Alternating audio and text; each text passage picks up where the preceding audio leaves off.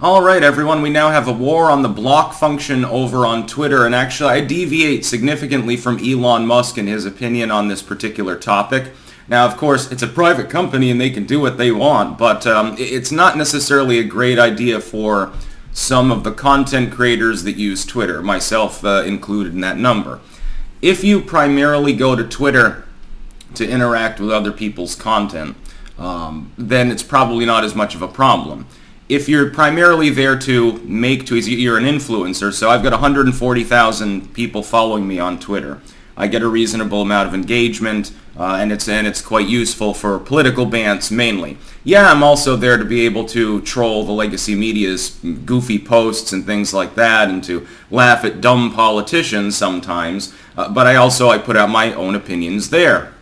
When you have a large audience, you will get people that really don't like you. You'll get, number one, on a Twitter thread, for instance, I would expect scammers and bots to show up.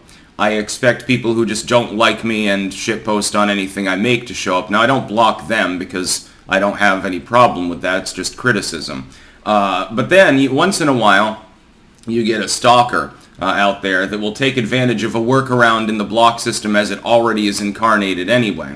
Elon Musk's solution is just mute people. Well, out of sight, out of mind. And you won't see anything that they post. You won't be notified. That's fine. If it's my timeline and I'm curating a conversation there for some purpose, why shouldn't I have the ability to prevent people from shitposting on my audience's responses? Right now, the workaround to being blocked by a channel is to simply follow people that follow that individual, often done preemptively because you can't see their followers list once you've been blocked by them, and then follow them and look for who regularly replies on a person's threads, and you can still reply to the conversation. It's just that the person who's blocked you can't, and number one, they can't do anything about it. Number two, they can't even see the fact that you're posting often. It's a workaround. If anything, the block feature should be more expansive. The problem with simply relying upon mute is that people who come up against potentially the Twitter TOS will be able to run roughshod. You're going to have a lot more botting and spamming going on. You're going to have a lot more like crypto spammers and stuff have become a big problem on my channel. Right around the time that I hit 120,000 followers on Twitter, it must be an automatic trigger, like a list of accounts and their follower totals get botted too, and all of a sudden crypto bots showed up. At 100K, you start getting the OnlyFans bots. Then they get overrun by the crypto bots later. Their threshold is a little bit different for public interest, I suppose. You'll get accounts that are clearly spammy, running roughshod over people's Twitter threads, and now you won't even be able to block them. Muting doesn't make any sense. What if a person is being habitually disruptive and you know that they're being malevolent, they're defaming you or something, but they're not doing anything that's actionable under Twitter's TOS because they don't give a shit about it? It's going to become a problem. It'll lead to the proliferation, in my opinion, of more and more botting and so forth. I think it's misguided. Blocking is the mature way to deal with people you don't like. The immature way is to scream to the site to ban them, to report them, to flag their material, etc. Flagging raids happen on sites where that's still a vulnerability, for example. Still happens on YouTube. It appears to trigger various things in the algorithm even when the material is not removed. Effectively, a lot of stuff's auto-flagged. If YouTube doesn't like you, you get algorithmically demoted. There are methodologies by which they do this, obviously. On Twitter, you've got a situation where they're suggesting removing the feature that's actually responsible for a mature response to a person being disruptive. I don't think they need to be banned from the site. I have a problem with what they're saying. I don't want it on my timeline, but I don't care if they're interacting with other people's material. Otherwise, I have to rely upon every member of my audience choosing to mute the account. Another problem, and this is why I rely more on blocking than reporting, even for behavior that arguably goes against Twitter's TOS. This is why I prefer not to report people. When you report someone on Twitter, what happens? You click next to the name and you press report account, or you're reporting a tweet potentially. And then you go through a laundry list of different categories and subcategories about what they're doing. Sometimes them being an asshole, I mean, it's not against Twitter TOS, If you ask them to stay, I mean, you can get banned for dead naming someone, but you can't get banned for habitually stalking someone. You can flag them for it, but I assure you nothing will be done. Just give up and don't bother. Blocking them is easy. Press next to their name, press block user, okay. There, they're blocked.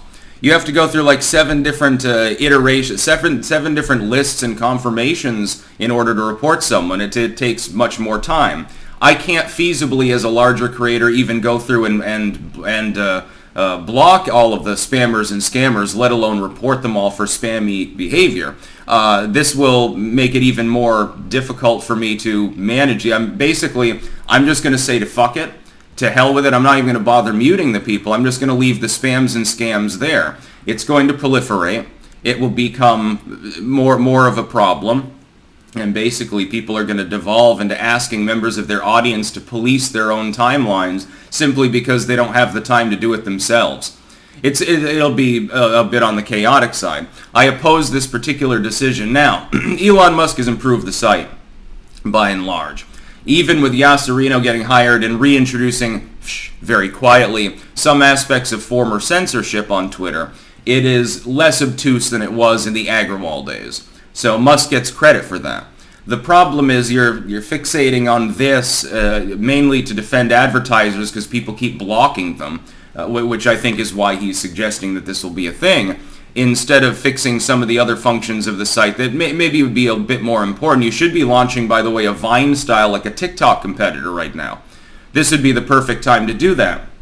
You're integrating streaming functions and you got Twitter Spaces and all these things. Tweak them. There are still problems with them for people who choose to use them.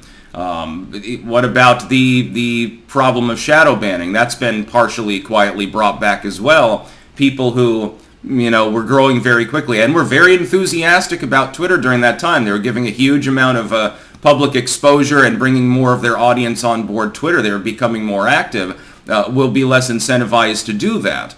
And so while you've appeased the advertisers with your advertising model being the main crux of your income as a site, you've also alienated the people that generate the audience that you need to in order to have someone to advertise to. This, I think, will be unhelpful, so I stand strongly against it.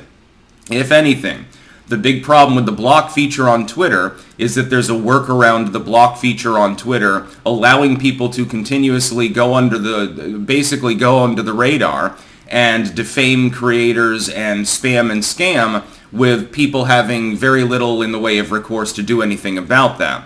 Because the mute function is only for your edification, so you can choose not to be disrupted by a user, but they're disrupting everyone else on your threads.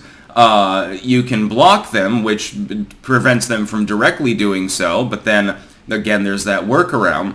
Or you can report them, which is an obtuse feature that doesn't even fully make sense because of all the click-throughs. It's much more difficult than sending in a report on YouTube because you found something that's against TOS, which, by the way, I almost never do. Number one, it's not worth it, and YouTube continues to have wall of spam issues, by the way, in recent uploads. They slowly get taken care of by the system, but it's still very much there, especially on political topics.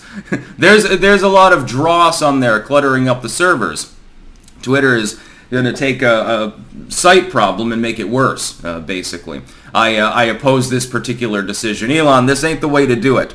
And you're getting ratioed, by the way, by on your responses to people that are pointing out that this is a bad idea. Maybe that's because it's an unpopular idea and it doesn't really fully make sense. That's about all. Peace out.